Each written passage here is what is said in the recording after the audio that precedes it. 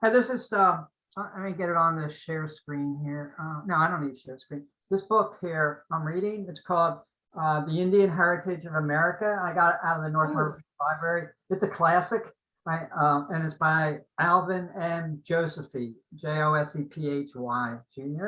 And he covers, it's a history start of all the Native Americas, starting from going up from Alaska, the Arctic, down to the tip of Argentina, and covering their development going back 30,000 years in the archaeological of all the different tribes. Amazing book, and it's just it's a great summary of the whole indigenous peoples in the Americas. So I'm just going to read this. It's a couple paragraphs, but it's really good. It's called The White Man's Debt to Indians. Can you hear me okay? What was that again? The white man's what? The White Man's Debt. Yeah. Okay.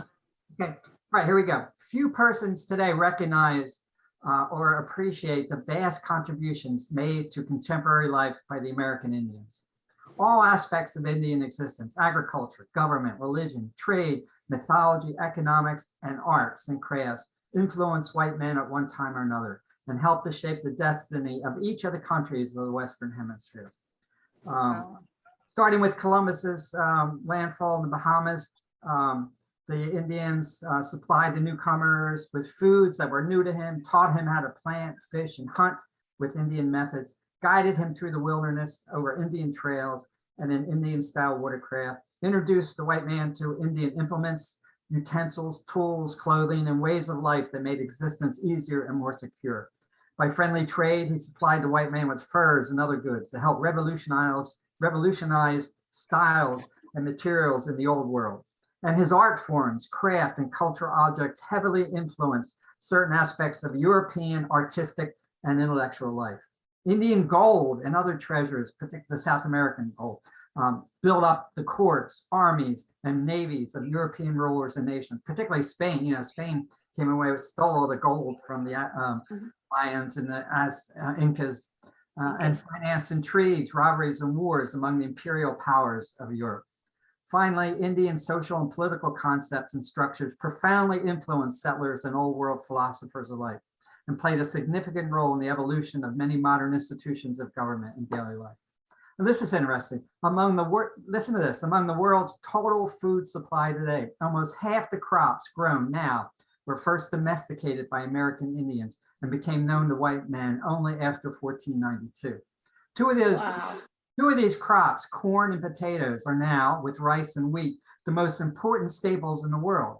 Not far behind them in present day importance are two other Indian developed crops, manioc, which has become a staple in parts of Africa, and the American sweet potato.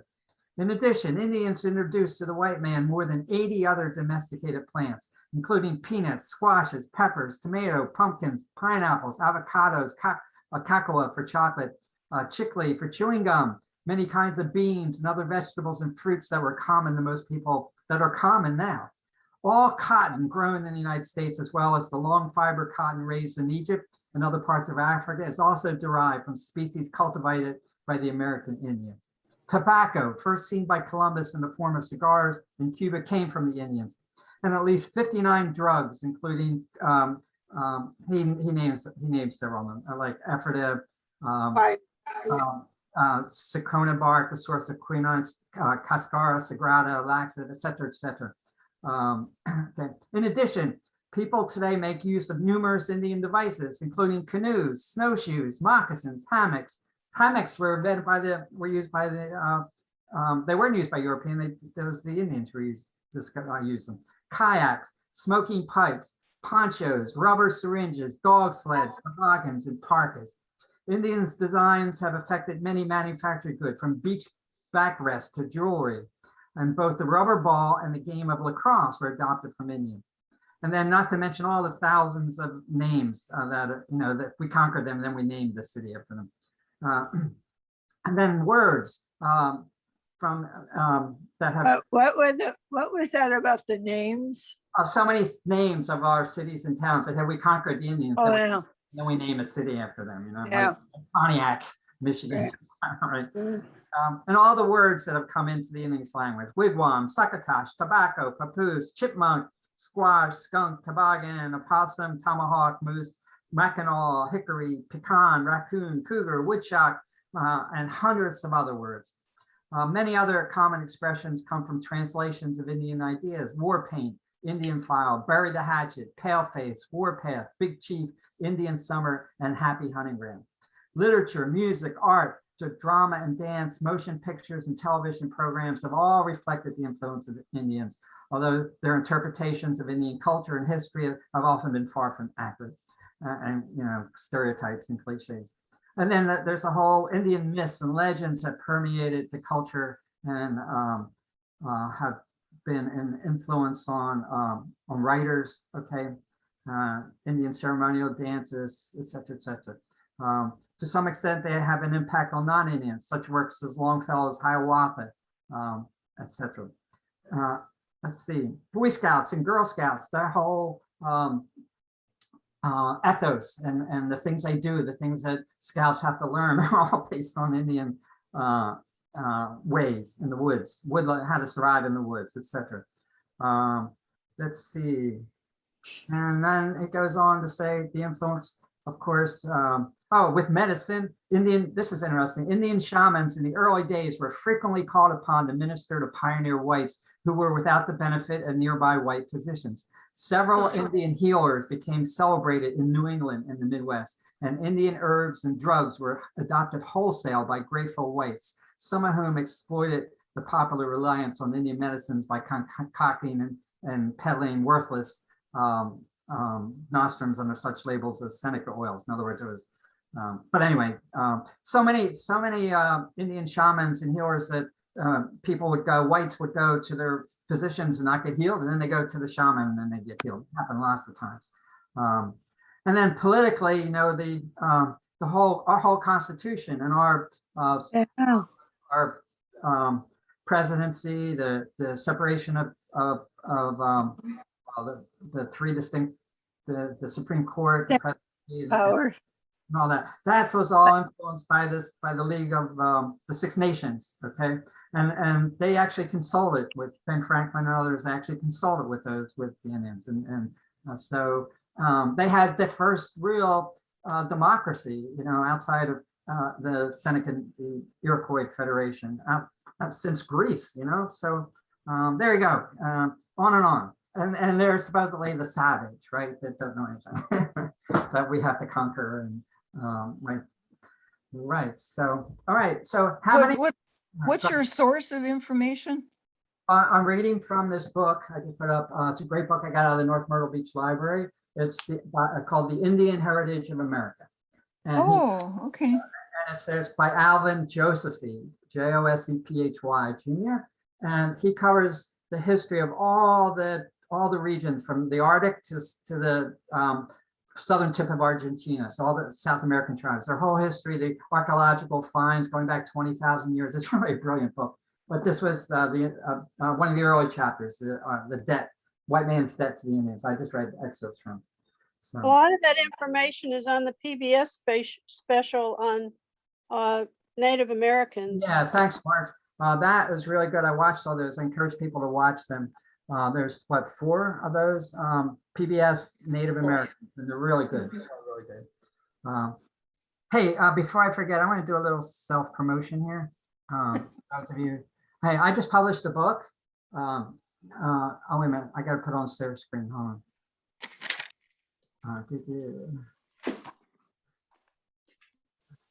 There we go. So, can you see that? Can you all see that? Uh-huh. Yeah, okay, so I just published that. It's a Sparrow for All Sparrows, and with illustrations by Sue Chapman from England. And it's available on Amazon. And I'm donating 100% of the royalties to the Mayor Center. And it's like in the spirit of the Chronicles of Narnia. It all takes place in the woods of the Mayor Center in Myrtle Beach with talking animals. And last 2 chapters are in Pune, India, and Meherbad, India. But I draw heavily on Native American mythology throughout the book. So that's another reason I wanted to show it to you. So yeah, so it's $12 and the royalties for each book that after Amazon takes their cut and the printer. Listen, I'm on a Zoom class. I'll call you back, okay? The royalties come, it's $3.50 per book for the center. So there you go. I just wanted to brag about that a little bit. How many of you, what? Okay. How many of you know who the current poet laureate of the United States is? Anybody know? What's Good. what's the question again? Who? It's a young black woman. That's all I know. Yeah. No, Amanda, it's not- Amanda Gorley, something. no, she's not the poet laureate. No, no. Here you go. So we'll learn. I didn't know this until recently. So let's watch this. Voice these days leading the poetry world. Joy. There's a fresh voice these days leading the poetry world. Joy Harjo is the first Native American to serve as Poet Laureate of the United States. Tonight, she'll give her inaugural public reading at the Library of Congress. She's a member of the Muskogee Creek Nation who grew up in Oklahoma. Jeffrey Brown recently sat down with Harjo in Tulsa to talk about her life and career. It's part of our ongoing series on arts and culture, Canvas. A recent night at the Oklahoma Jazz Hall of Fame in Tulsa. The leader of the band, blowing her saxophone, is a poet. His feet are made of his mother's spiritual concern. And not just any poet. Joy Harjo, a member of the Muskogee Creek Nation, is the new Poet Laureate of the United States, appointed by the Library of Congress to begin her term this month. It's quite an honor, and what is especially exciting to me for it is that I'm carrying this for America, but for indigenous peoples in particular. You feel that? Yes, and it becomes a doorway. Yes, we're human beings, and yes, some of us are poets. Some of us are astronauts. Some of us are really good at fixing cars, but we're human beings, and some of us write poetry. And so it makes a doorway of hope. So people were surprised you moved home, huh? Yeah, they were. Harjo, now 68, grew up here in Tulsa in a mixed Native and white working-class neighborhood. Child of a beautiful mother of mixed Cherokee and European ancestry who loved to sing, and a handsome Creek father Harjo adored, but whose drinking would lead to the end of the marriage. Does it make sense when you look back to that girl then to now? But she still has the same loves that I do. You know, there's still music. I love poetry. I never thought I'd be a poet. I mean, that certainly, if you look in this neighborhood, that wasn't a career. There were no poets here. In her memoir, Crazy Brave, Harjo writes of a childhood of joy and discovery, but also great pain, including a stepfather who abused her mother and eventually pushed Harjo to leave home for the Institute of American Indian Arts, then an all-native secondary school in Santa Fe. A teenaged mother, she later attended the University of New Mexico, where she was involved in the 60s and early 70s Native rights movement. Art was her first love. She continues to draw and paint to this day. Poetry didn't come until her 20s. Poetry came along at that time and basically put a pen in my hand, and that's how I came through it. And it had a lot to do with investigating history and finding a voice when I felt that I had no voice. She would go on to write 9 volumes of poetry, including the brand new American Sunrise, often examining personal, Native, and national histories bound together. She traces her ancestors to the once thriving indigenous civilization that populated the southeastern U.S. before being forcibly removed. Harjo recently taught at the University of Tennessee in Knoxville, where she wrote the poems for her new book, including the line, "I returned to see what I would find in these lands we were forced to leave behind." I had come there and we were living up on a bluff that my great-great-great-great-grandfather, Manawi, I knew he had stood there when he used to go to Knoxville to steal horses. Well, they weren't really stealing them because the horses were on stolen property. And I looked out into those beautiful trees and towards those beautiful mountains and said, ask, I heard my spirit ask, what did you learn here? And that's how it started. I know I came here with my dad. In Oklahoma, Harjo took us to the historic Creek Council House in Okmulgee, what became the capital of the displaced nation in 1867. A plaque outside commemorates another distant relative, Samuel Shakota, who was born in Alabama and served as principal chief of the Creek Nation here. This is a history that most people probably don't know. No, there's... The whole removal, the Trail of Tears. No, usually I think most Americans think the Trail of Tears is one trail and it's Cherokee. Yeah. But there were many trails of tears. Even the Navajo people had a Trail of Tears, and now there's another Trail of Tears coming up from the south. So you connect those, what's going on now at the border, to... Definitely. Yeah. Because there was no border before. It wasn't that long ago, just a few generations. And this was the House of Warriors, which is more like Congress. There's the continuity of history, which we explored inside the council house, now a cultural center. He's probably one of the more well-known Native poets of his time. He's often published in some of the anthologies of... Is he going to be in yours? Yes, of course. And there's the world we live in today, where Harjo has a residency in a Tulsa arts program, and among many other things is editing a new anthology of Native poets. You came of age at this moment of very strong Native political movement, right? Yes. Of civil rights. And I wonder where we are now. Back to the beginning? Backwards. Yes.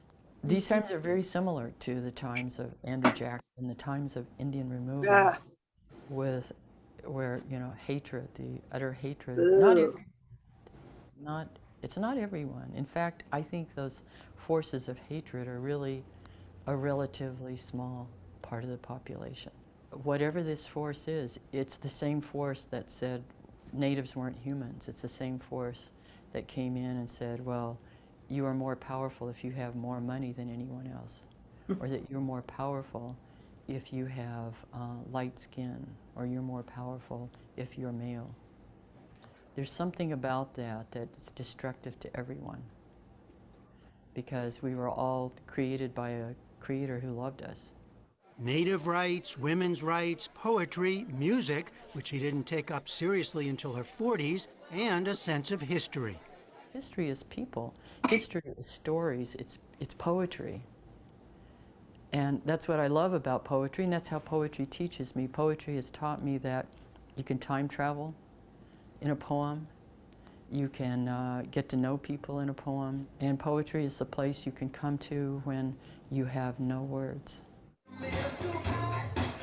And when the performance is over, the sax-playing, history-seeking poet laureate relaxes by shaking it all out on the dance floor. For the PBS NewsHour, I'm Jeffrey Brown in Tulsa, Oklahoma. All right. Someone gave me one of her volumes of poetry last year. That's how I discovered her, and I read them really good. So I recommend her.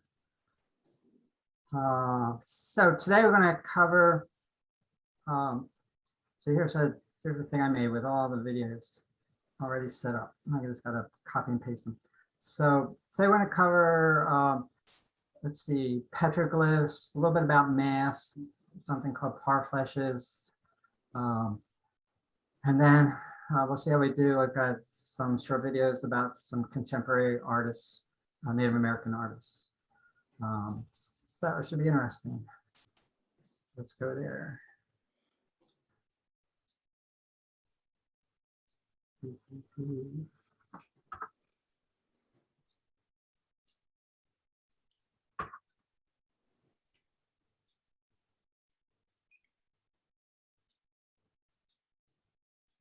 Oh, and headdresses, a little bit about headdresses. It's an art form. We are going to talk about this headdress that's donated to us by the Jack Garcia family. The headdress was created in the late 1800s to the early 1900s. The feathers and the beaded area, and perhaps even the cloth too, are original to the headdress. We believe this piece to be either Cheyenne or Lakota, but we are leaning towards Cheyenne because of the style of the beadwork and the colors of the beadwork on the skull cap. This piece is located in the Native American galleries, which are found on the second floor of the museum. And if you go there to view it, you will notice that on some of the feathers, there are horsehair tied to that. There may be feathers that are cut or notches cut out of them. The way the feathers were treated signifies deeds that were done by the warriors on the battlefield. In the back of ours, there's a red feather, so that means the warrior may have been injured. And sometimes there's a notch cut out or the feather is cut, and that might be how they killed their enemy. Those traditions changed based from tribe to tribe. We don't know who originally created the headdress or who was the chief who wore it. However, in 1950, it fell into the hands of a private collector who was led by his conscience to give it back to the native people. And it was at that time that he gave it to the Jack Garcia family. This headdress contains more than 70 eagle feathers. There are many reasons why a Lakota warrior would get an eagle feather. One is, of course, for deeds accomplished on the battlefield, but other reasons may be a great act of compassion or a great act of generosity. Generosity is a pillar of Lakota society, and this generosity is exhibited by the gift of Mr. Jack Garcia. Mr. Garcia passed away before he was able to see his gift installed. However, this headdress honors his legacy and the Lakota legacy of generosity. All right. Could everybody put your mics on mute? Because we're getting different noises and sounds coming through. Thank you. And remember that headdress that they think from Canada belongs to Sitting Bull. We watched that last time. Look how much easier this is than what I was doing. Why didn't I think of it before? Oh, well.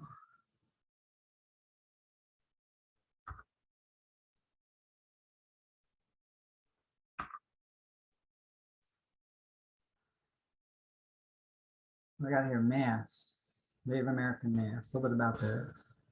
And each of these, you know, you could spend, make it especially.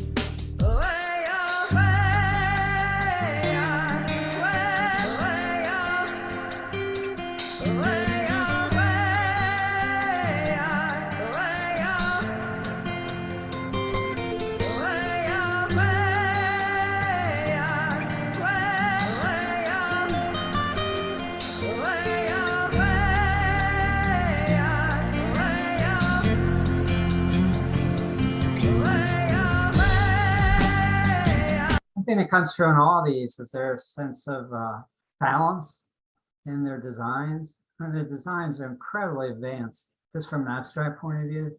But they all of them, no matter what region they're from, they all have a. Joe, where are these what tribes are they from? They're not all the same. They don't say. They're just this mass. They're probably from all various tribes all over the place. Yeah. They're not just one tribe. So you can see that some of them are Northwest. Yeah. Oh. But they're amazingly advanced abstract patterns, complex and yet balanced, and they're awesome.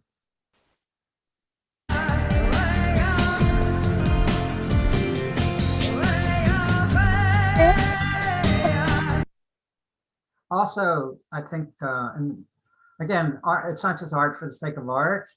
These masks serve the ceremonial purpose. I guess in their dances, the shamans and others would wear them.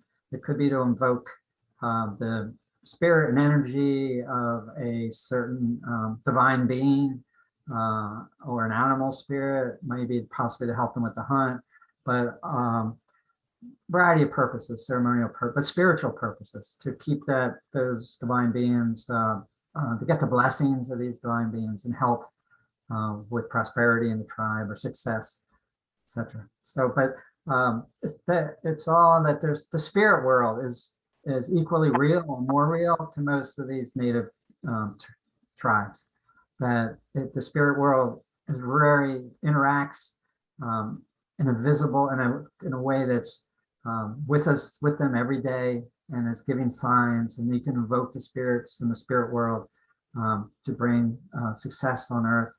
But that when you die, you move quickly into the spirit world, and that's the most important part of existence, not life on this, in the physical realm. So that's a common theme and so art is a way, all the various forms of art is a way of keeping that connection with the spirit world. And also, I think this sense of balance and harmony is something that that you see in these art objects. It's also having balance and harmony in their day-to-day life, in their lifestyle was important.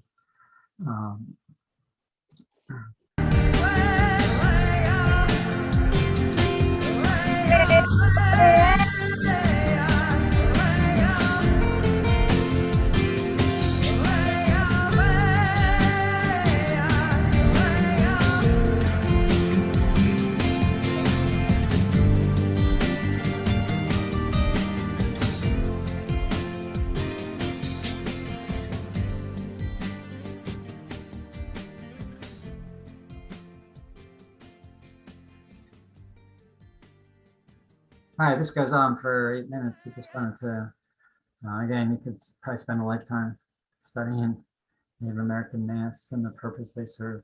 But they're really, any comments? I just find them incredibly exquisite. I'm really pleasantly surprised. I see such humor in them too. Oh, okay, that's a good I point. always think of Indians as real serious, but it's wonderful to see that. Yeah.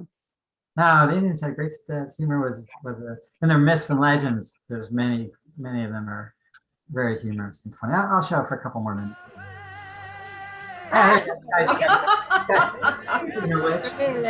There you go.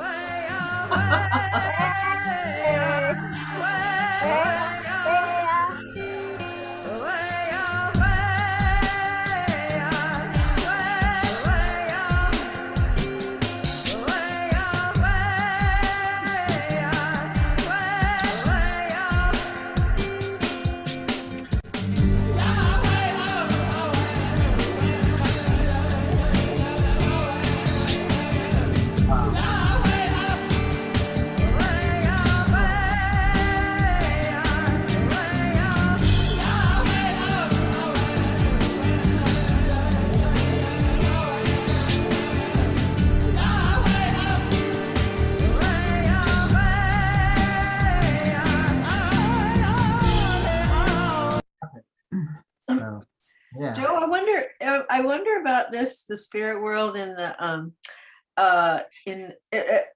is it in Baba's terms, like The astral? Is it the astral or the subtle world? That's my dog, sorry, but you know what I'm saying? That is that where they? I think it's the, yeah, I think it's the probably the lower dimensions of the astral, or the lower dimensions of the subtle, which would be the astral. I think that's where the shamans would go. That was my impression.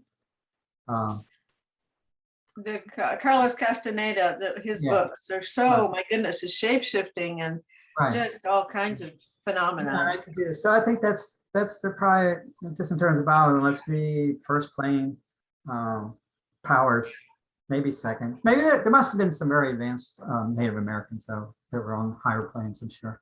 But all the indigenous peoples from all through the Americas, all around the world, they all had shamans. And some of these shamans, when you read about them, they could heal people, they could make people sick, they could kill people and arrange for an accident. So they had these pretty amazing powers, and they had tremendous respect from the tribe for their powers. And all of them. So, and they were the ones who had the closest contact with the spirit world. So the well-being of the tribe really depended on the shaman. And shamans were also competed with each other. When I read, they would sometimes kill each other. You know, like they would have to be on guard for some other more powerful shaman wanting to take their place. So, yeah. I know the Hopi Indians, the traditional Hopi Indians, were waiting for a true white brother. They were awaiting a true white brother. And my brother happened to be on acid and wandered onto their reservation in right by the Grand Canyon. And boy, they got him off drugs. They says, no, you're not the true white brother, and you stop taking the drugs. Good for them.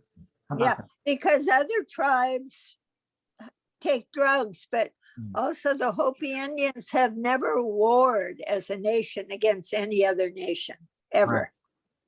And that's a pretty good history. Yeah, that is, because most tribes warred with each other. There's a few peaceful ones. And I was just sharing this at RT Share, and it's from the Hopi Nation. It's worth hearing. It's short. Okay. There is a river flowing now very fast. It is so great and swift that there are those who will be afraid. They will try to hold on to the shore. They will feel that they are being torn apart, and they will suffer greatly. Know that the river, and that's what the capital R, know that the river has its destination.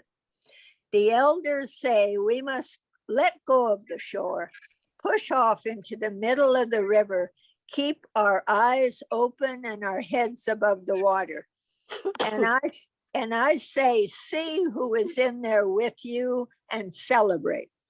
At this time in history, we are to take nothing personally, least of all ourselves. For the moment that we do, our spiritual growth and journey comes to a halt. The time of the lone wolf is over. Gather yourselves.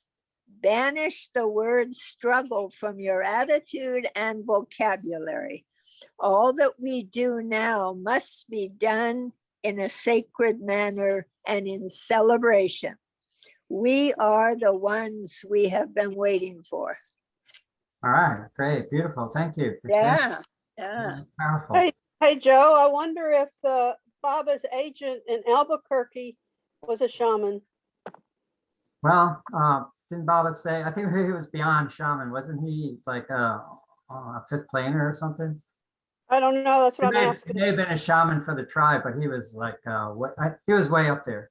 You know what tribe he was in? Pardon? You know what tribe he was in?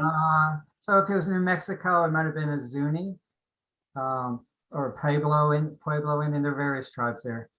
Could have been a Pueblo Indian. Yeah, but I'm sure that there were very advanced souls throughout. I mean, every region has them anyway. So there's some very high So there's your art, there's your data, there's your shaman, which is probably operating your ordinary one at the lower levels of the subtle or astral, but there was um, very advanced souls who were part of the tribes and were probably chargemen for the areas, like this guy, that guy Baba contacted. Whoops, why? What happened there? Try that again. That agent that Baba Writing's contacted, not that easy. he Pardon? contacted in Sing Sing prison in Right. 32, could have been Indian for all we know. That's true.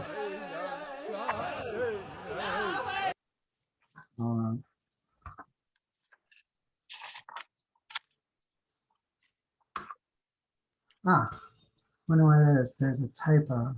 Oh well, that one didn't work. Maybe I didn't copy it right. Maybe Mike. Okay. Let me try one more time. Sure, I got it.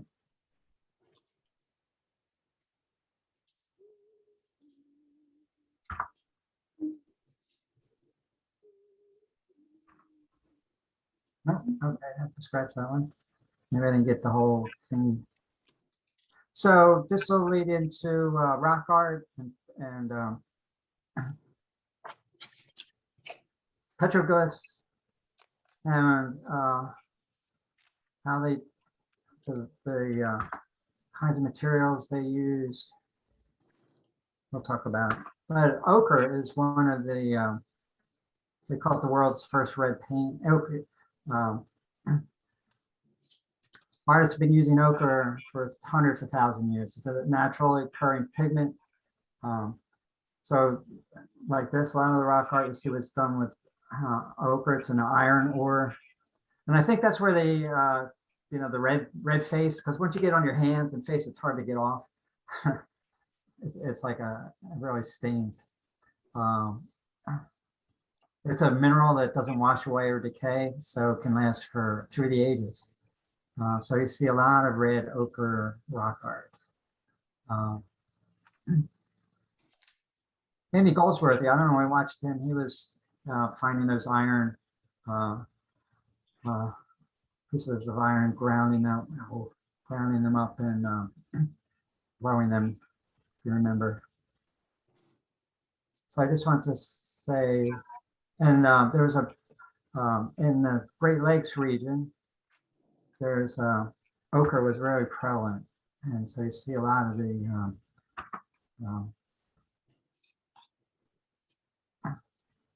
rock art in red around that area. Yeah, some of these have lasted for about 250,000 years.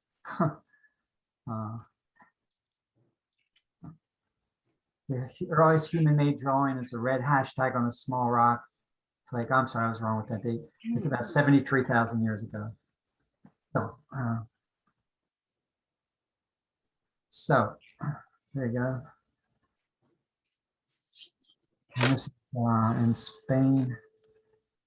So could be that it meant something to them. Ochre is a symbol for life, color blood, etc. And it's very striking. It stands out in a low light situation.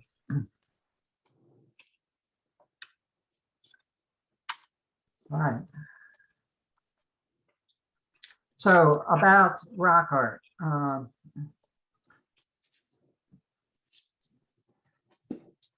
Very few people, I just read a really good book on it, rock art of the Americas, North America. His point was that very few people really understand it. That the shamans, it has to do with the shamanic art. And it was the shamans who would often create it, and they would select a place that felt sacred to them, and they would go on their inner journeys and then record on the rocks or have others record on the rocks what they experienced or what they saw. But it wasn't just art for art's sake. It was by putting these images on the rock, it evoked a certain power, not only from the energy of the rock or the energy of the mountain, but it actually brought those spirit beings into the physical world and made them like manifest. So that's the best I could get out of it. But also what he said was that shamans do not want to talk about it. I think they're sworn to secrecy. So, and he was friends with this, the author of this book was friends with this contemporary shaman. Well, I think he died a few years ago. And it took him years and years of friendship before this shaman would reveal anything to him.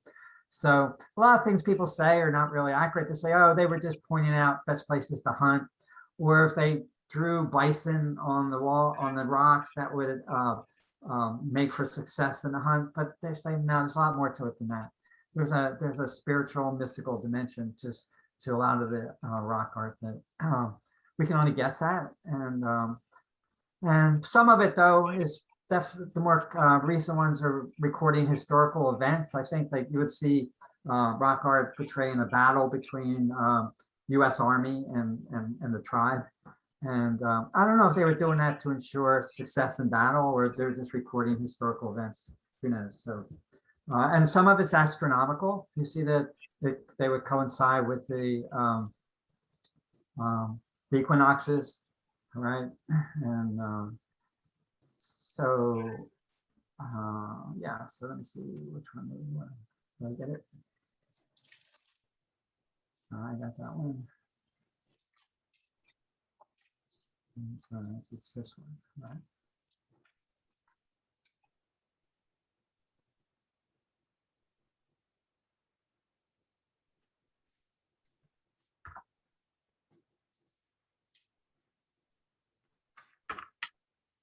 Oh, come on. Don't do that.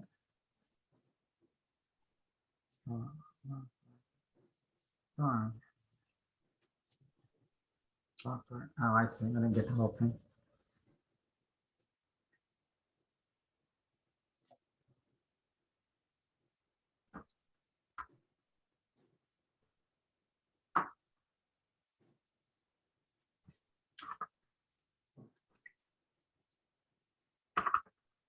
I thought this was going to work better. Come on. Nice people.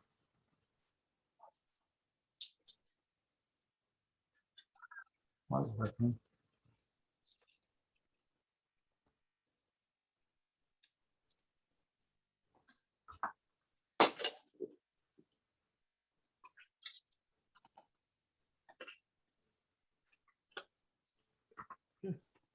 Come on, baby. Why isn't that working? All right.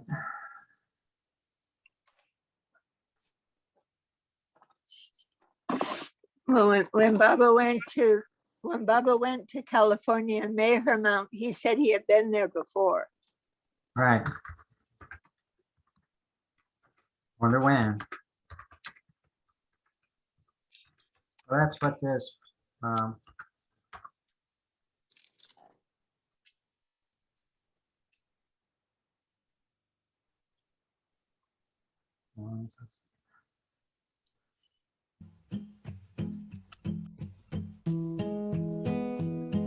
Too much people water in Southern California.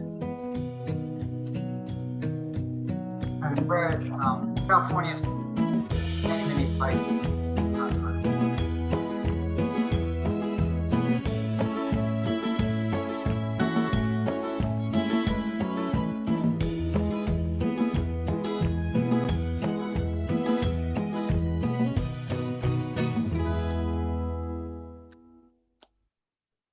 Hey everyone, my name is Ben. I work for California State Parks here in the Oceana Dunes District along the central coast of California. Today we're going to be talking about the earliest residents of this region, the Northern Chumash Native Americans. The Northern Chumash have been living here in this area for more than 10,000 years. And today, the descendants of the Northern Chumash, the Yak Tichu Tichu Yak Tilhini, continue to live amongst the same places as their ancestors, carrying on their language and traditions. Throughout this video series, we're going to learn about how the Northern Chumash lived, their culture, and how they use the natural resources of this area. Today, we're going to be focusing on Chumash rock art and cave paintings. So Chumash had a spoken language with different dialects depending on their locations. They didn't really have a written language, or I should say they didn't really have a written alphabet or written letters like we do today. Instead, they used pictographs, which are symbols that represent different ideas or objects. Rather than using letters to write out words, the pictograph itself had the meaning behind it. And they didn't have a pictograph for every different word or phrase in their whole language. They did have them for many specific important religious ceremonies and important topics in their culture. Also, they did not write their pictographs down on paper or books like we do today. They used something much more long-lasting to record their stories. They used rock, more specifically, cave walls. Many paintings have aged so well that even today there are still hundreds of caves throughout California, from Morro Bay down to Malibu, with Chumash rock paintings lining the walls. Chumash Painted Cave State Historic Park near Santa Barbara is another awesome state park that has one of the best preserved rock art sites in the state. If you can't visit there in person, at the end of the video, I'll share a link to a 360-degree virtual tour of the cave. It's definitely worth checking out. While these paintings may look like abstract artwork to us, we might not know their exact meanings, Chumash cave paintings actually served an important purpose. Chumash used cave paintings as a way to record important events, communicate ideas, and to depict concepts of the supernatural world. Now, hundreds or thousands of years ago, you couldn't just go to your local art store to buy all of your painting supplies, could you? No, so the Chumash had to make all of their own painting supplies from the natural resources around them. In order to paint, what do you need? Definitely the paint itself, a paintbrush, a paint bowl, maybe a few bowls to hold your different paints in. They made their paints mostly out of 3 different types of materials. They made their black paints mostly from charcoal, partially burnt wood. They made reds and oranges and a variety of different shades of colors from a type of rock called iron oxide, which is a mineral with a really great color to it. And then they made their white paints from a type of mineral called diatomaceous earth, which is white because it's made from diatoms, fossilized diatoms, which are microscopic little organisms that live out in the ocean. The Chumash would then grind all these different painting materials into really fine dust and add in liquid like water, egg whites, and the juice from milkweed plants to create a really nice high quality paint. They made their paint brushes from animal tails or the roots of the yucca or soap plants. A soap plant is a really cool native plant that has many uses, including its root being used to make an actual cleaning soap. But the exterior of the root has this really good fibrous material, as you can see right here. This is made from the exterior of the soap plant root, and this fibrous material makes a really great paintbrush. And their paint bowls could have been made from stone, from shells, or even from animal vertebrae. If a certain Chumash tribe did not have all the necessary painting materials near them, they could trade with other groups for those materials. For example, the paint itself was dried up into discs of certain colors, and those discs of paint could then be traded. That's all I have for you today. I hope you enjoyed learning about Chumash rock art and cave paintings. I'll leave you with a few questions to ponder. What do you think is the biggest issue threatening the survival of these cave paintings today, and what can you do to help them survive? I encourage you to learn more, and don't forget to use the link at the end of the video to go on a virtual tour of Chumash Painted Cave State Historic Park, and there'll also be a link to the Northern Chumash website, which has lots of great resources to learn about them as well. Thanks for watching.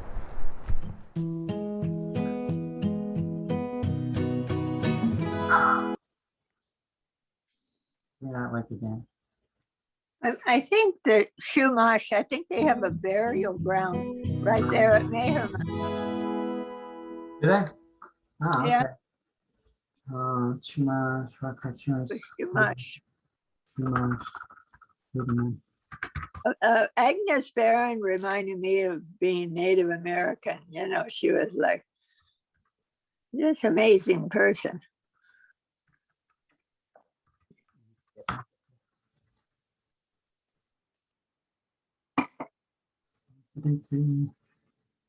Oh, well, I don't know where that, I was looking for that 3-dimensional tour. Okay, that's fine.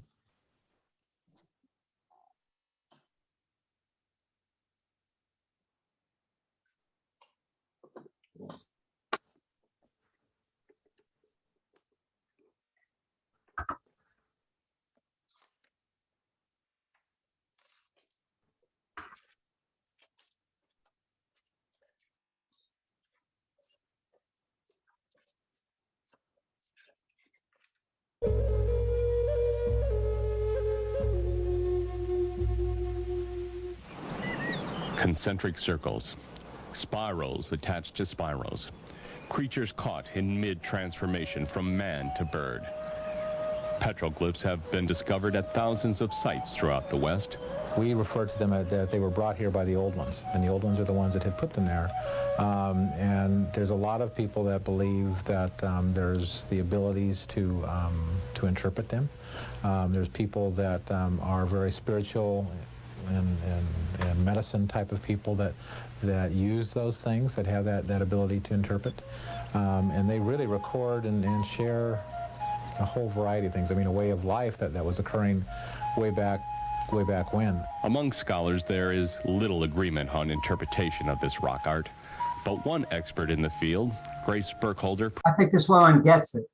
presents a theory that has found growing support. Her theory links rock art to the healing practices of early American Indians. Well, which individuals from a tribe would do this type of work? Oh, I'm convinced that the shamans made the solar markers. And they probably made most, if not all, of the rock art. Why would they do that? Well, that's debatable because we can't get into their minds and find out. But most people that share that belief think that the shamans were trying to abstract power from the rocks. If rocks and trees and all other things of that nature contain power, and that power was just a potential, why then perhaps by putting the rock art on the rock, why they could obtain some of that power or release the power. And they used that power for, the benefit of all mankind. These places of power were marked in distinctive ways. Spirals or circles often denoted places of energy. Figures of man-bird creatures were said to represent shaman as they transformed themselves into flying creatures to visit the stars.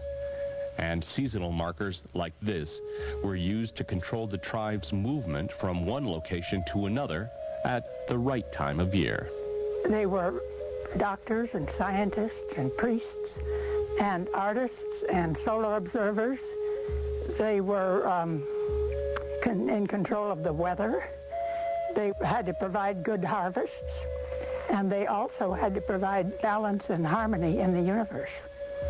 And that was a pretty big bill. Yeah, so she's got some idea what the mystical, esoteric meaning or use of these. It's not just painting, it's not just recording events in their lives. It was, like you said, evoking the power of the whole mountain for the benefit of the tribe or all mankind, possibly. So,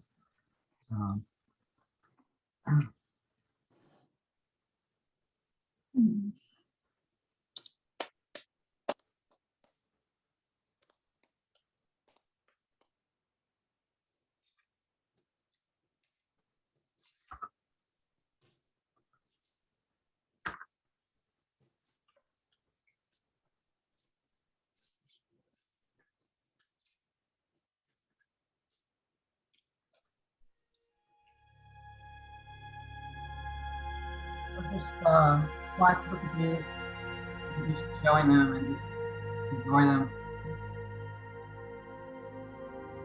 I'll 10 minutes was really.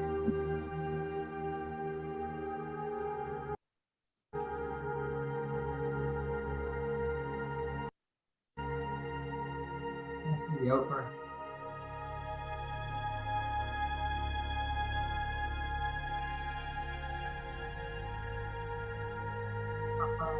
Like, look at that. That looks like an alien. Here with you.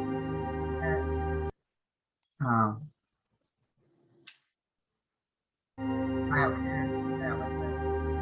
Camera.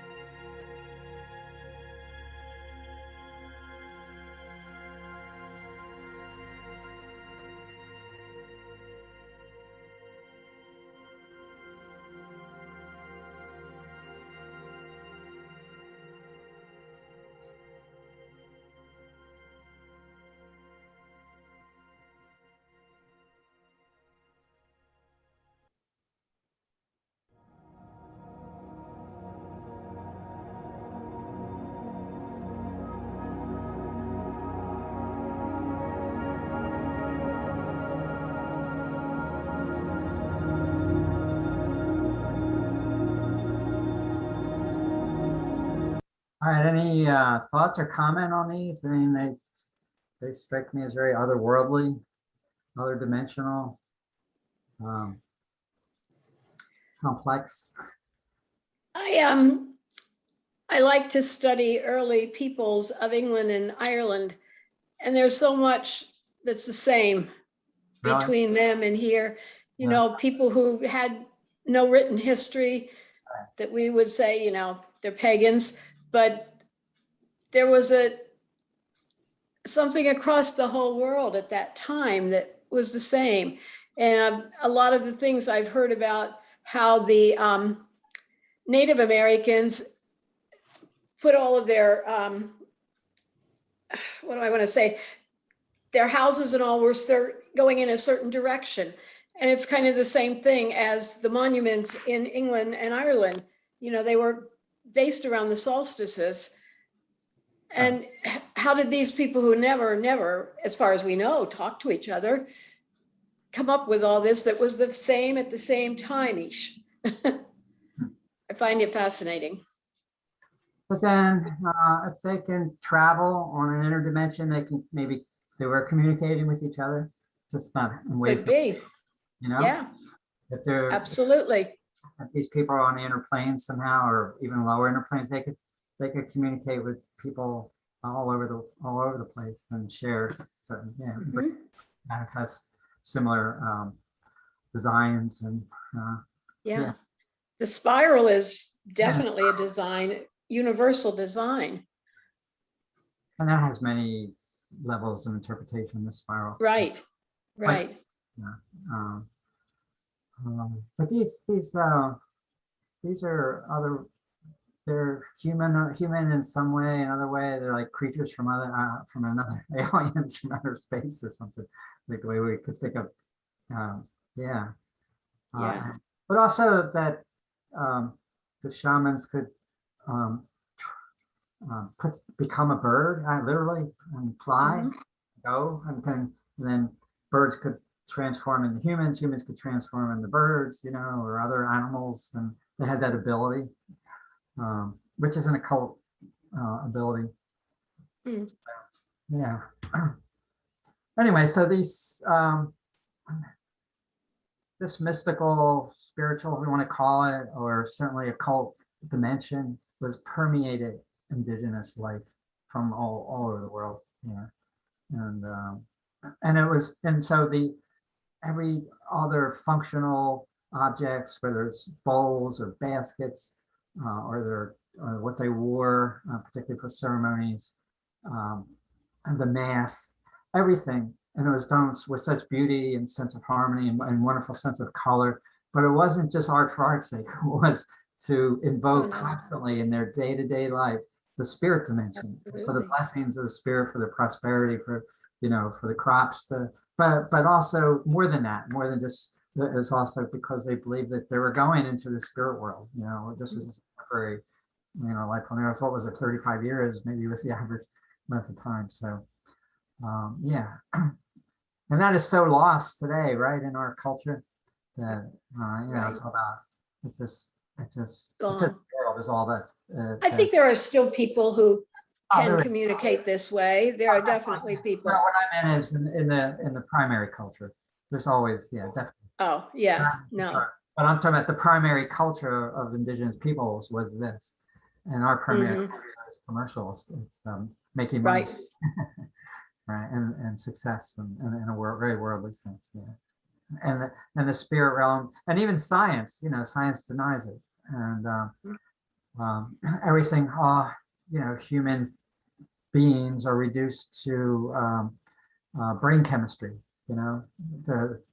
It's all. And soon to be robots. Well, it's all reductionism to humans. Yes. Behavior, human consciousness can be explained in terms of physical brain chemistry, and that's it. So, and that belief it's all in the newspaper articles or constantly, the latest gene research, and this behavior pattern can be attributed to these places in the brain that do this and that. And it's all reductionism of the human. But that's not the way Native peoples lived or believed. Okay, so now 2 months. Let's see. I think let's see which one do I have up. 2NN. 2NN, right? At least I can look at the first few numbers. So the next one is this.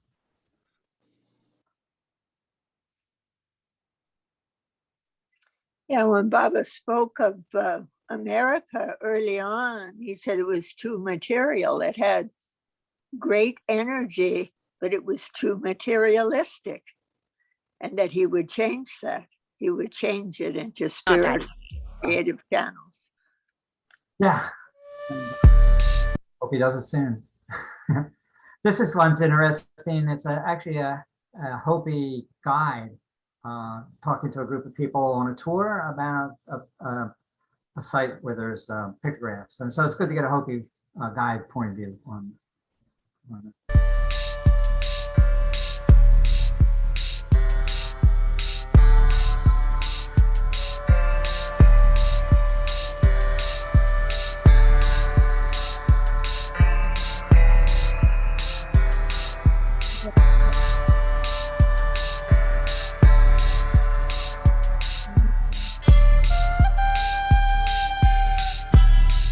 We're just talking about how people tend to think that the native people are like dead and gone, and that if there's a discontinuity between what was done in the past and what's there now. And how do you see it as a Native person? Well, I think it's kind of amusing in one sense, tragic I think at the worst, because you have this linear thinking that a lot of people in the Western world think about the world, that there has to be a beginning, a middle, and an end to it, that there's no way that you can have a continuum of prehistoric cultures that continue on to this day. How can they be moderns if they were also a part of the past?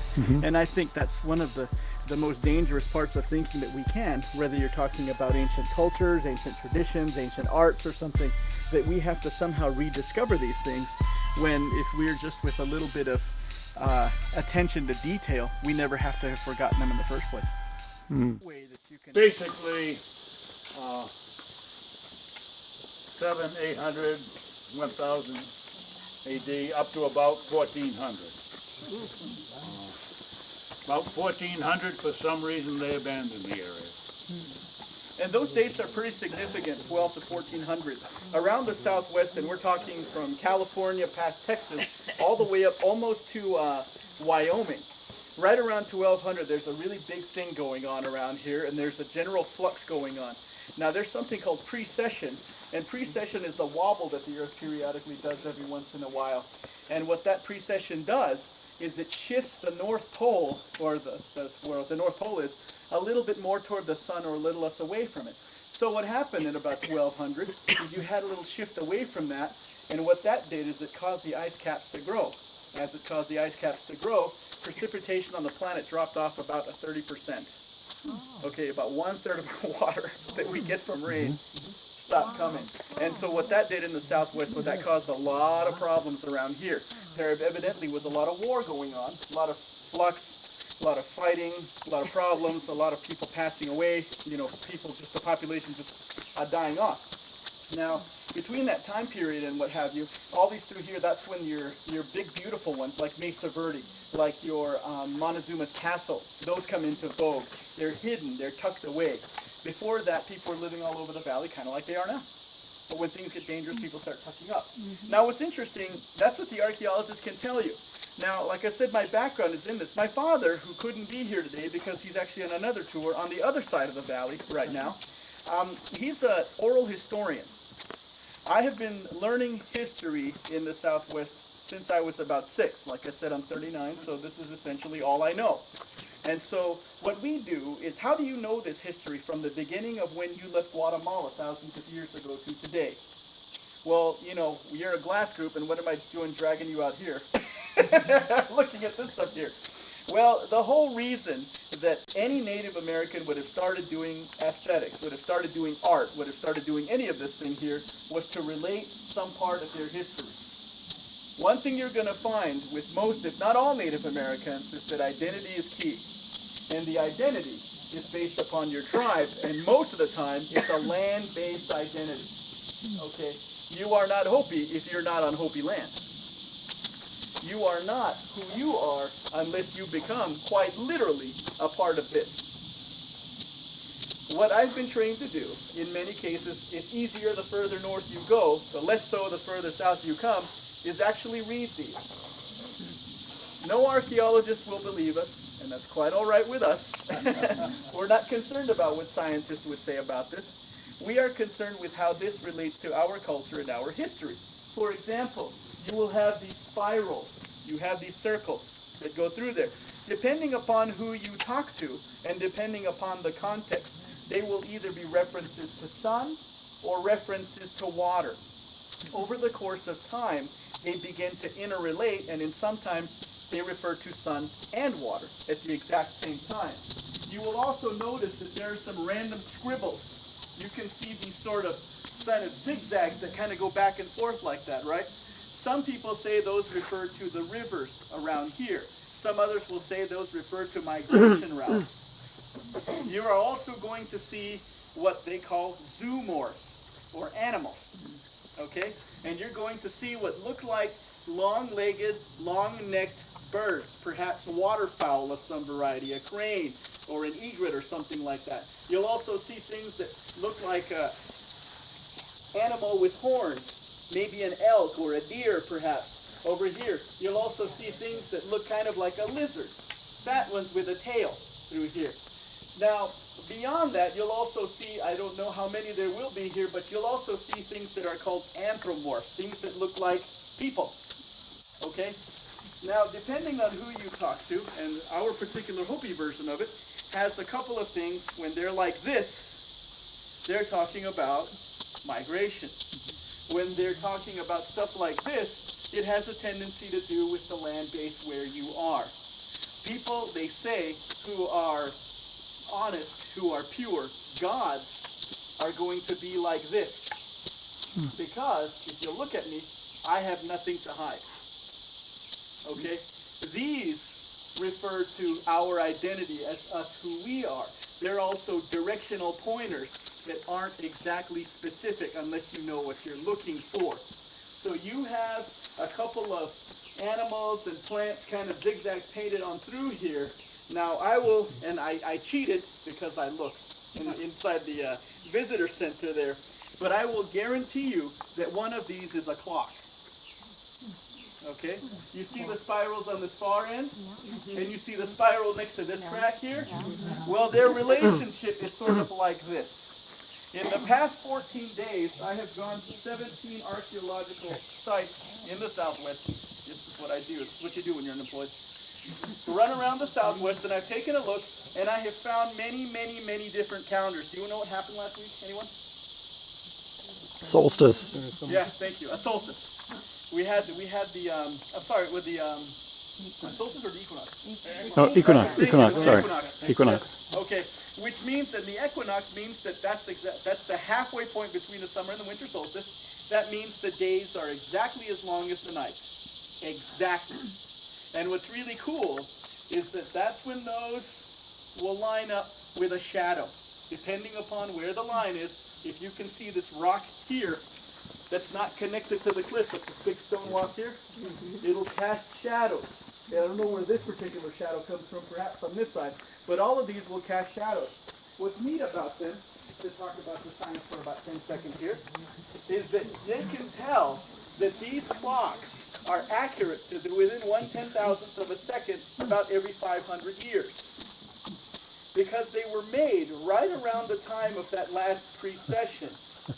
That last time you had a tilt, you can tell exactly how far the Earth tilted by how far these are off, which is a slight fraction of an inch, which is frightening if you think about that. These clocks, these stone clocks that we're looking at here, are much more accurate than any watch that we have right now because they're telling the actual sun time, which I think is kind of neat. Okay. So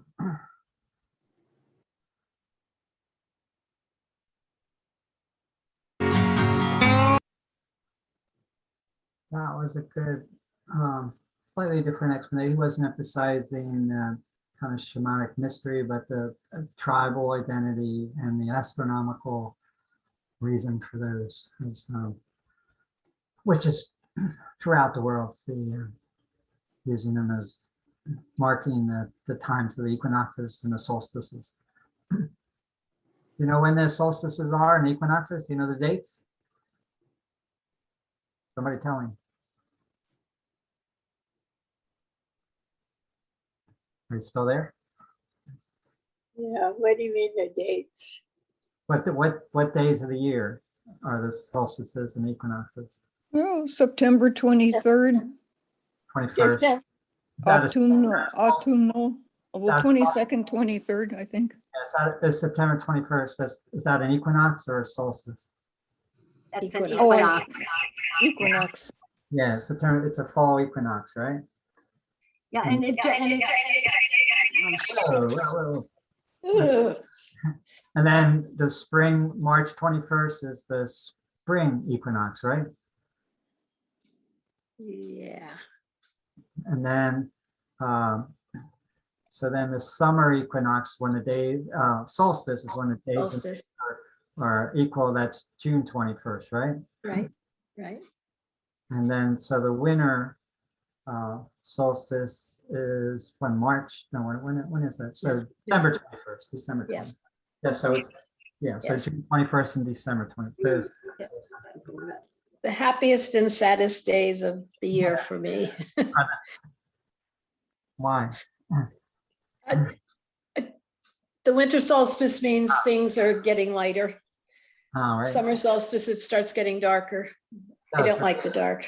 Yeah, actually, it starts getting darker from June 21st. We lose 4 Yeah. 4 minutes of sunlight every day. Yeah.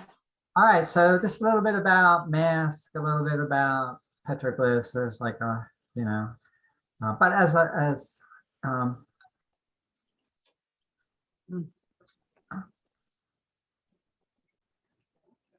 how art permeates their whole way of life.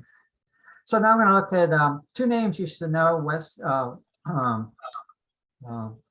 American artists who chronicled Native Americans, one through painting, one through photograph, was George Catlin. You familiar with him? His paintings, and then Edward Curtis. Look a little bit. Catlin lived from 1796 to 1872, and he traveled around best he could the West. And hope this works. Looking like it is. Good, all right. Here's a collection of his works.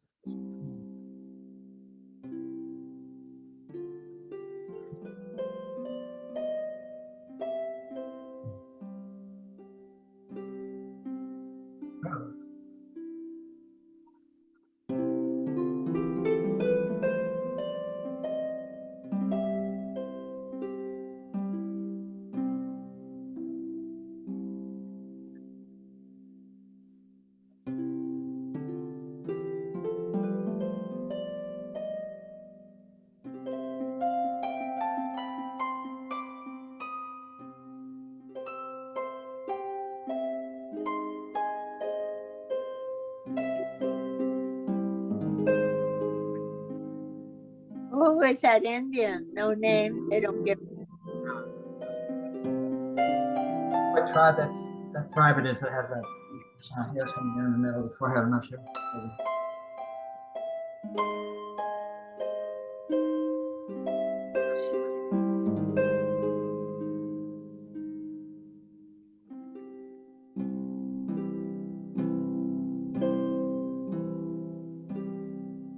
He's painting at a time out west when the tribes were intact. They hadn't been conquered yet. I don't know how he got permission from them to do it. He wasn't taking photographs. Talking about the 1830s, 1840s.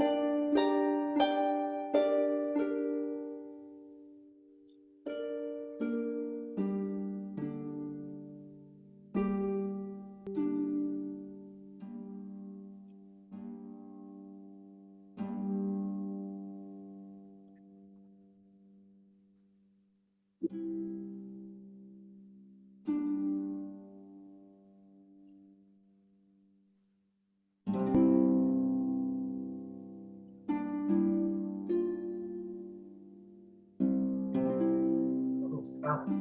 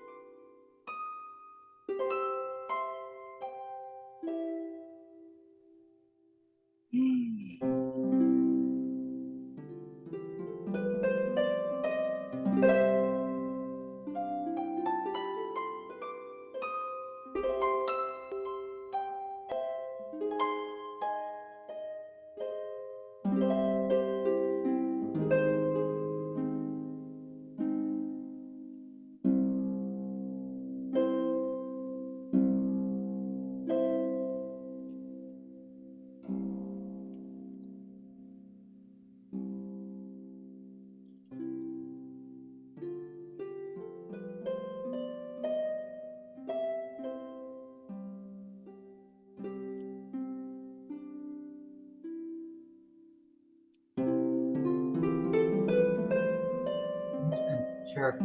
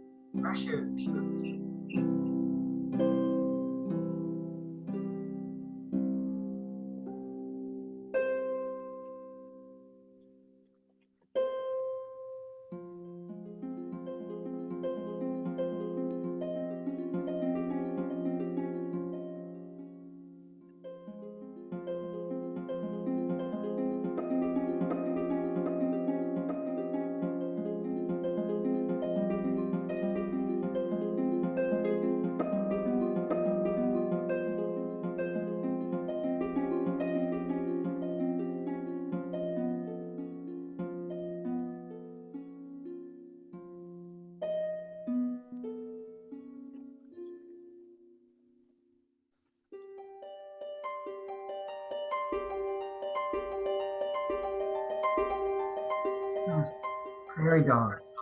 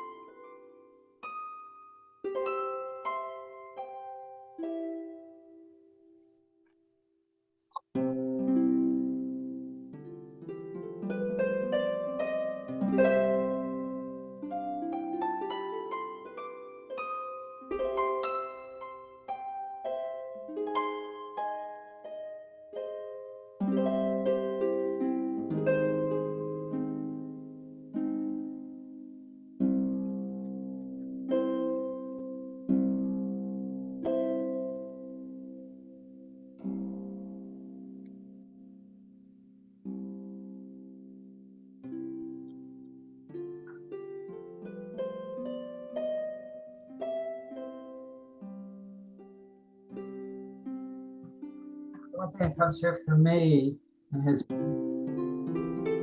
much he respected and appreciated the Native Americans and their way of life, and I think he wanted to chronicle it and pass it on. And it's a really rare glimpse because, like I said, this was if he was born in 1796, I assume he was painting in the 1820s, 30s. So it was before they were, and the West was still, in total control of the Indians. So Before we slaughtered all the buffalo and then we slaughtered all their horses. also give you a sense of the amazing beauty of the country. before it was railroads came through and everything was killed, buffaloes, etc. But he's not a great artist, you know, Beautiful. but what he did was really valuable, I think. And then person who lived much later is, you familiar with Curtis's photograph? I wanted to say something. Yeah, go ahead. His pictures might as well have been moving pictures of Yeah. the hunt and everything. There was such motion in them. It was amazing. Yeah, good point. Amazing. Yeah, he did capture energy, the movement of the. Yeah, for a still picture.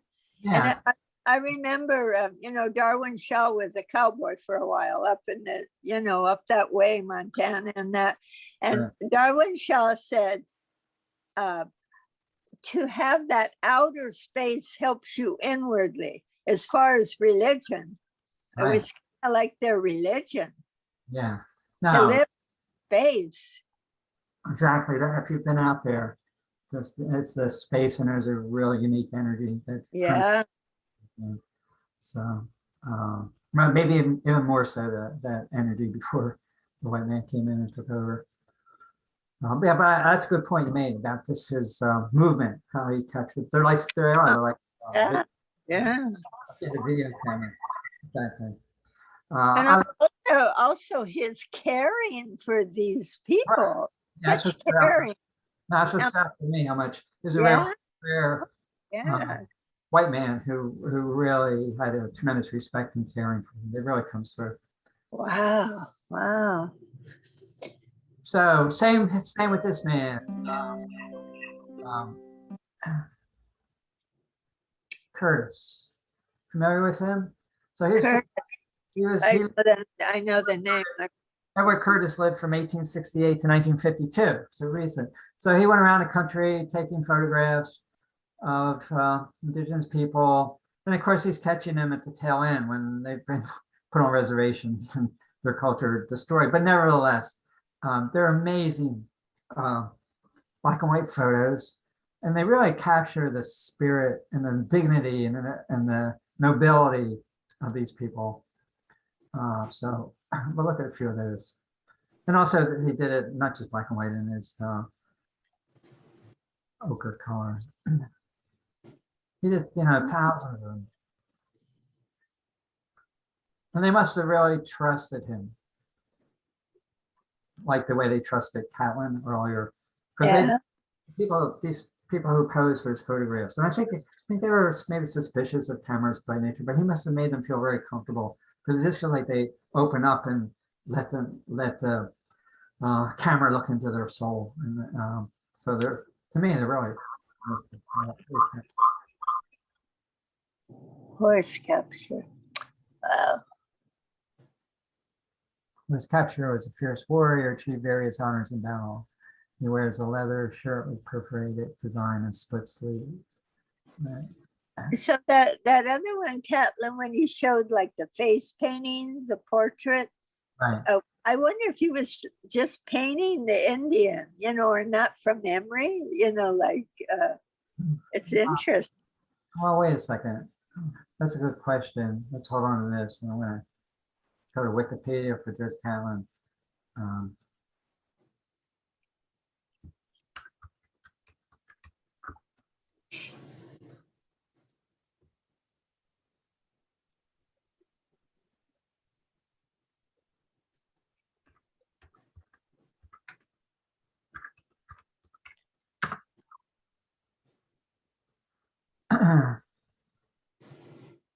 Let's see.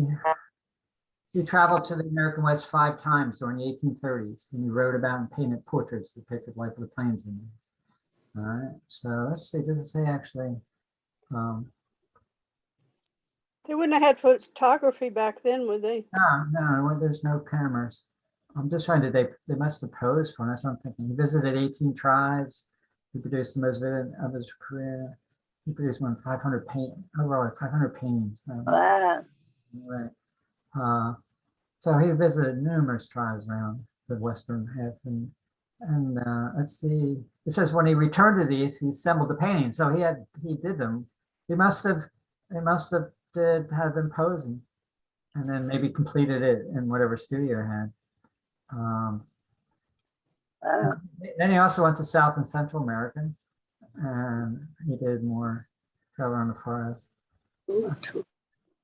Okay, so the most complete surviving set of his first Indian gallery, painted 1830, is now part of the Smithsonian American Art Museum. So that's in DC. So next time you're in DC, I haven't seen those. Wish I'd known that. They're also in the Natural Museum. They're in New York too, American Museum of Natural History. The accuracy has been questioned. He claimed to be the first white man to see the Minnesota pipestone quarries. Well, okay. Such a man, I don't know what that is. Yeah, so he had to have them actually posing. But back then, they were warring between themselves, and there were some wars going on with white people who they were distrustful. So I would like to know more how he got their trust to actually pose for him. Really interesting. All right, so here we are back with Edward Curtis. Beautiful, beautiful. Navajo, Son of the Desert. This is widely regarded as one of Curtis's most compelling, evocative, and sought-after portraits. Huh? Wow. All right. Like seeing a soul. Yeah.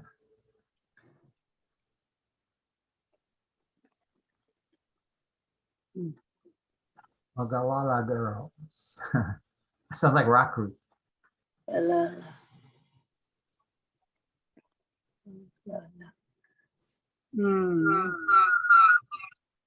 Cayuse mother and child, 1910. I think that's Northwest.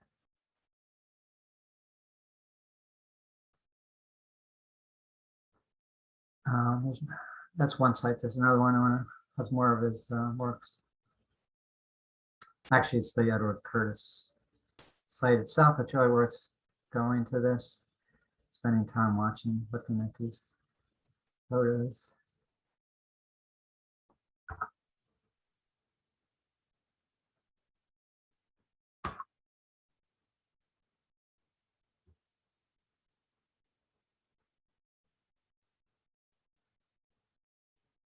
Let's see. Collection.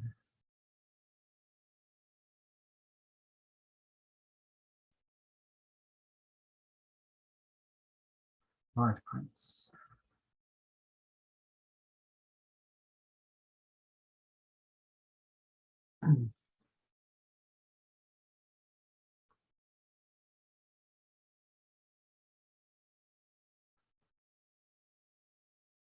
I'll click on a few of them.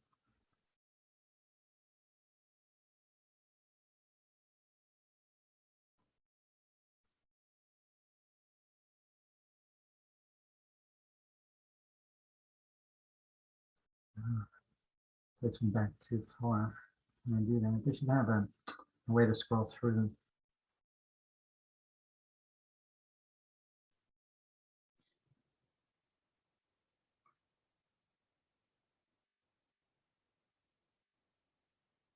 Do that. I don't know if I could do Yuma. So that must be Arizona.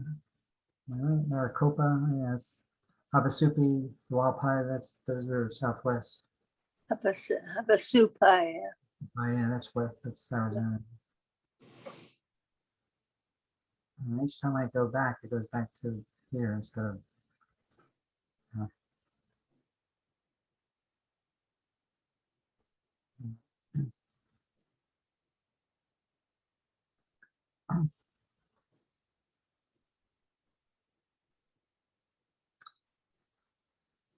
well, he got in at the tail end, you know, when it was all over for them, but still, you can see that. But they still show the strength, though. Oh, it comes through like really typical one. Yeah, they don't look beat. There's their strength of character, their soulfulness, their depth. Yeah. There's their connection to spirit. That's what, to me, that's the essence of it. They all, you feel like they have this connection to spirit. And when you look at photographs of the in the 19th century of the Americans, whites, Americans. You can see it for the most part. It's they don't have that. Yeah. You don't see it in their eyes. You don't see it in their face. In You their, know, when you showed last week that's about the slaughtered buffalo, it was really sickening. Just sickening. You know, piled, smelling, horrible. Ugh. it's hard to believe that you can actually do that. How can you do that? How can you just go in? Just so greedy, just so greedy. Yeah, what kind of person can do it? What kind of people can do that? And that's what they say. Right? What is it with the white people? They kill everything. Why are they so angry? Why do they have to kill everything? Yeah. Including them.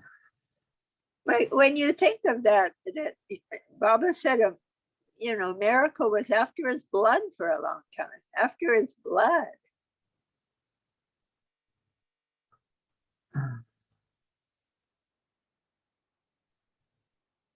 Look at that. Wow.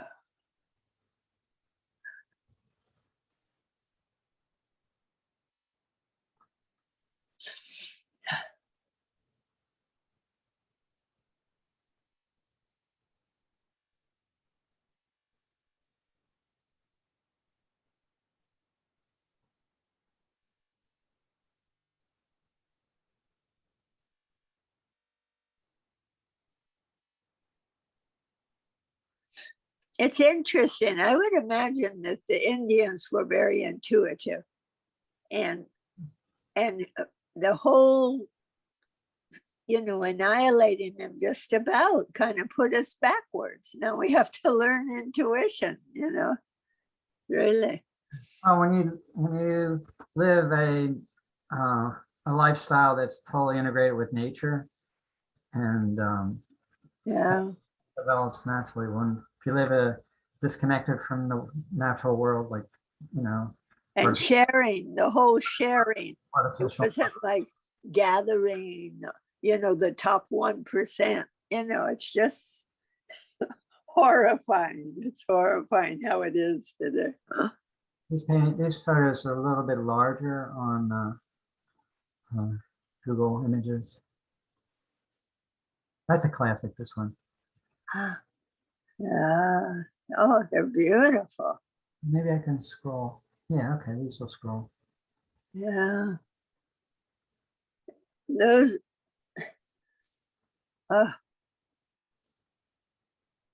you see how beautiful they are with whatever horns or whatever, but that horrible attack on the Capitol, they look like medieval crazies, just medieval lowlife. Ugh. Look at that one. Oh my God. You could see his pain. That's what he also captured, because this was at the end when it was over. He's doing this in the 1890s, turn of this century, and you know it's over. The young one doesn't have it. The young one kind of looks frightened. This one up above.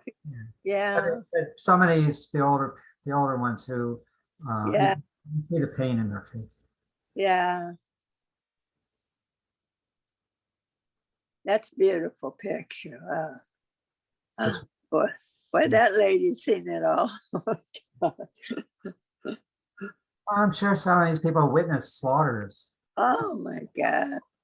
Yeah. And maybe these are some of the survivors. Yeah, I mean, just the shock that we could be so mean, you know, I think it was disbelief for them, you know, like what? You know.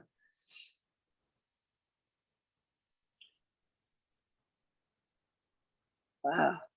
That's cool. That one with what is that, a bear skin? Yeah.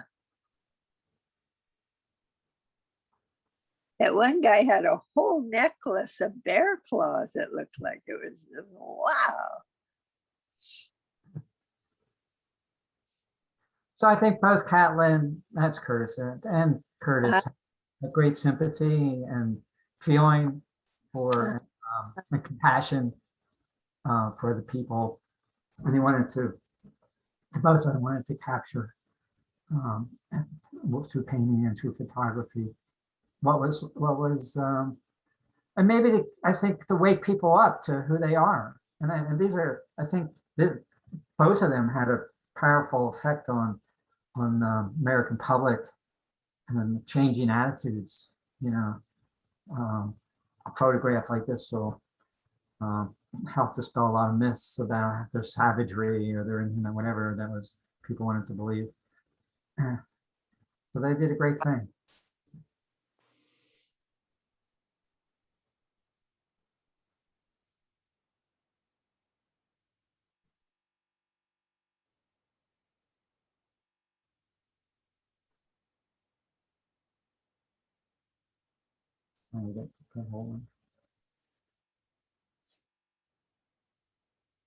Okay.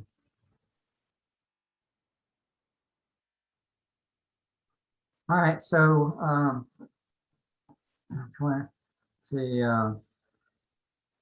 this is the Google, and then there's the Edward Curtis site itself. Has more photos. Look at them. I forget how I stumbled on them years and years ago, and I was just so struck by the difference in how the Native American would look. These photographs with an American, white American of the same period, the 1890s or whatever. And it's like, yeah, well, these people have a connection to spirit. And Yeah. it was lost. Now, and in order to commit all this slaughter and kill it, you don't have a connection to spirit anymore. It's gone. And so that's what enables you to do it, to do this kind of cruel thing. So, and my theory, I got this theory that well, and of course the Christian God was angry and punitive, and you're going to get sent to hell, and you're going to be punished forever and ever.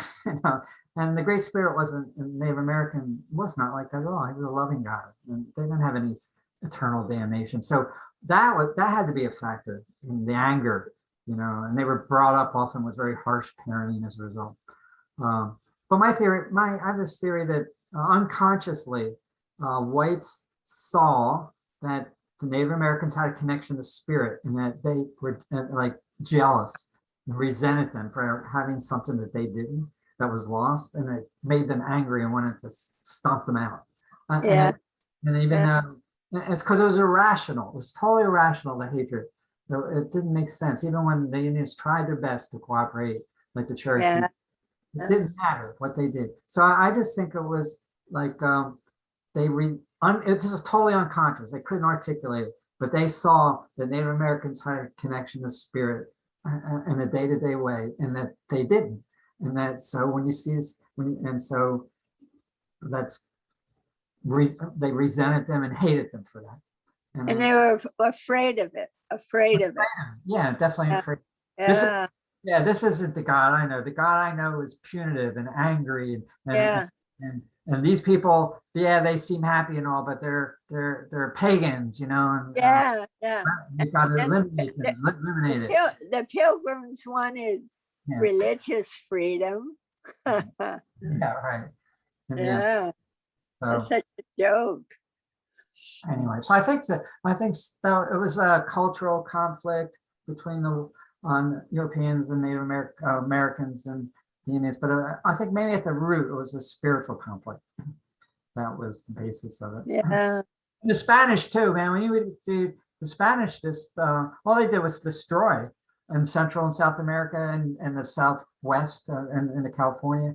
All they did was destroy cultures. That's it. They just and they brought the crucifix, and with all this cruelty, and so what kind of God was that? So, and I think for the Spanish there was a lot of they were greedy. They wanted the gold and the land, but for them a lot of it was religious and spiritual, that they could not see or appreciate the spirituality of these people, and that they were pagans. They had to convert them. And then it didn't matter. They were still, inferior. So who was inferior? Make sure who was inferior, really.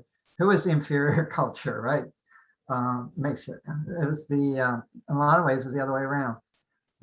There were, don't want to over idealize indigenous people in all the Americas, but there was tribes and that were cannibalism was a central part of their, and warfare and cannibalism was part of their culture. And so, and you know, human sacrifice to the gods, cutting out hearts, the Incas, and so, you know, that makes you question. Maybe that wasn't supposed to go on indefinitely, the cannibalism and human sacrifice. You know, maybe it's all right, it's been going on for so many thousands of years, time to put an end to it. I'm just thinking of in God's mind, you know, or the divine plan, because it was pretty widespread, and so, and constant warfare among tribes. So it's just part of the culture, you know, to prove you're a warrior. So, but then, you know, Europeans fought all the time. So, you know, I can't say I understand what the divine plan was around wiping out indigenous people around the globe, but it certainly happened. How are we for time? We got 10 of. I have read, Joe, that the French in Canada were the nicest or the most understanding people with the natives, and they really worked together. Right. They were interested in the fur trade, and yes, and cooperating, but they kept their word, and they had a respect for the culture of all. Yes. And actually, the British were good at keeping their word. They were much, and the worst were the settlers, the Native Americans who wanted to. But I don't say the British didn't. They were there for they weren't there for the land. They were there for the trade. So maybe they didn't have so much invested interest. At the beginning, yes. So the settlers wanted the land, you know. So yes. But in other words, they were constantly breaking the word. The white settlers, whereas absolutely the Indians say the French and the British were more dependable, more keeping your word was a really important part of. I'm trying to find something. Okay, so hold on. Okay, we're running out of time, so but one thing I wanted to show you. I like the music that was playing during these things. Yeah. And the chanting and the flute. I mean, it was so beautiful.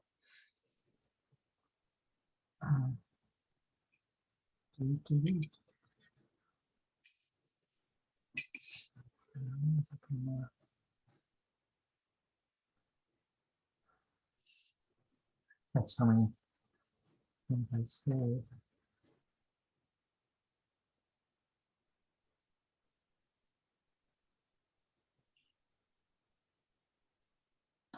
Oh well.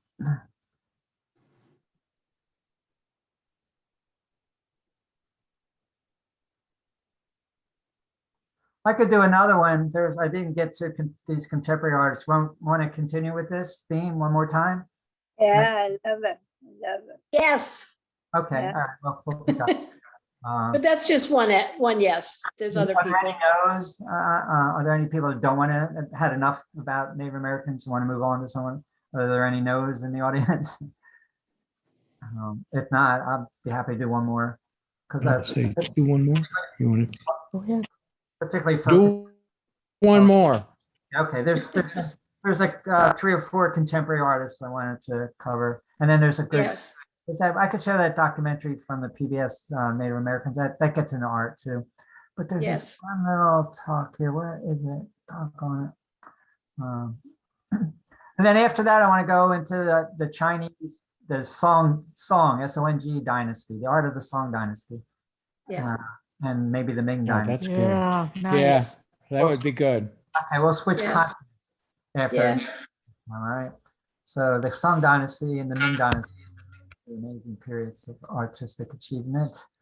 You can say this. This is just so timely for us right now because we have all these, you know, the karma with the Indians, the karma with the blacks. You know, I mean, it's just a tremendous reckoning.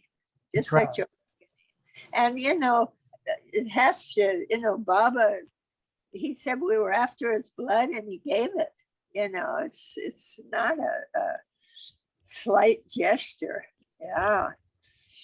All right, so Richard, let me see if I can find this.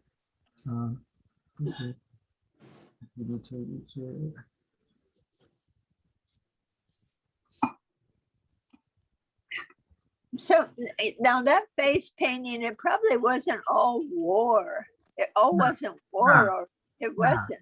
There was some very interesting things there. You know, I thought, wow. Goes for various Richard, oops, not Richard, Richard.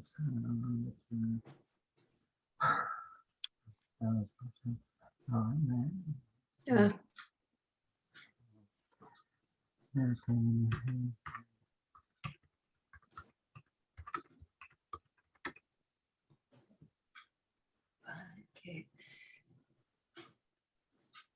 You know about the American Indian movement, which really came up, was Oh, shit.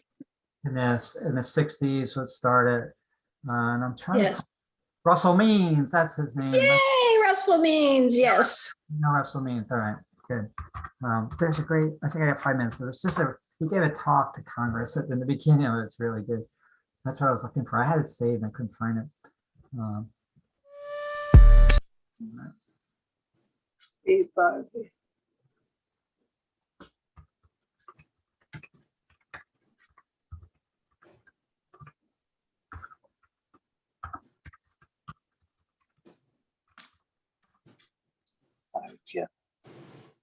Here it is.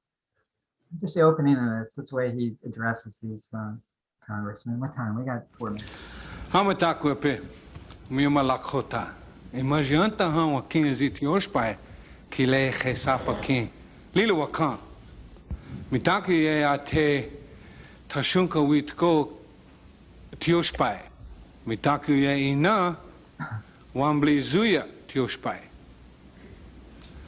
This is a traditional greeting of my people that I am bound to give, albeit it's a short version. What I said in my own language translated into English thusly. Hello, my relatives. I am an Oglala Lakota, and I come from our very sacred holy land, the Black Hills, where Yellow Thunder Village is. My mother is from the War Eagle clan, and my father's family is from the Crazy Horse clan. This greeting is to this day the way all Indians throughout the nation still greet one another, those that still know their culture. This is the only way we present ourselves to one another that is acceptable. We tell you who we are, where we are from, who we are from, our clans, and we do this without ever saying our name. Anything less would be an insult to you and to my people. Senators, my morning prayers to the great mystery always include you and your colleagues in Congress, as well as leaders in all governments. It is an honor to come before you as a spokesman for my people, the American Indians of the United States of America. In these United States of America, this great country of ours, we American Indians, we can be anything we want to be, except American Indians. And that is created by the laws of this nation and condoned by its subsidiaries, the so-called tribal government, and designed for the Indian to fail, to be expendable, to be eliminated. I take you back in your history. My God. After the American Indian hostiles had been subdued and forcibly confined to Indian reservations, it took approximately 30 years, one generation, for us to adjust and become economically viable, contrary to what the anthropologists say and what we even ourselves are taught as Indian people. However, allotments were made smaller, our remaining lands were open to homesteading, and we were forced into reducing our livestock. But he goes on, we got to end here to say, no matter how much we succeeded, no matter how much we adapted to less and less and succeeded, it didn't matter. We were still got less and less. And that, all right, so that was good. So I'll see you in 2 weeks. We'll continue with our exploration here of Native American culture and art. Good. All right, so I Thank got you. this over. Great, thank you. Okay, Thank you. It's beautiful. Yeah. Thank you, Joel. Thank you very much. Thank you, yep. I should just put, let me think, just go on, leave. Wait a minute, hold on, yeah, leave, okay. Leave me. How do I? Yeah, I got pass Where's your headdress, Joe? Huh? Where's your headdress? Where's my address? Right. Next time.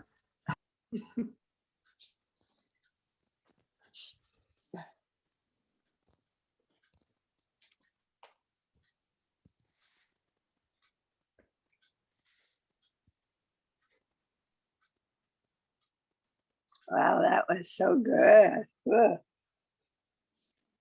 Mm. And you missed it, Chris.